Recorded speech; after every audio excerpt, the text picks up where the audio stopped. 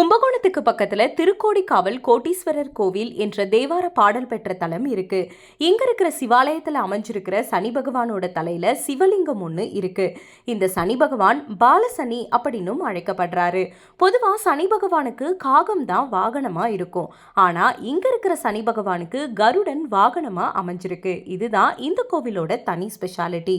மூலவர் கோட்டீஸ்வரர் கருவறைக்கு போறதுக்கு முன்னாடி வழியில 2 பக்கமும் சித்திரகுப்தரும் யமதர்மனும் இருக்காங்க.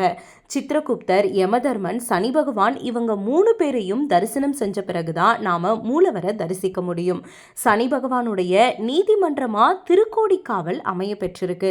நம்முடைய பாவ புண்ணிய வரவு செலவு கணக்குப்படி நம்முடைய பாலிய வயதுல அஷ்டம சனி, கண்ட சனி, அர்த்தாஷ்டம சனி, மரண சனின்னு அனைத்து சனி திசைகளுக்கும் இந்த தலம் தான் நிவர்த்தி செய்யற இடம். நீங்களும் நேரம் கிடைக்கும் போது உங்க குடும்பத்தோட இந்த சனி பகவானை தரிசனம் செஞ்சுட்டு வாங்க.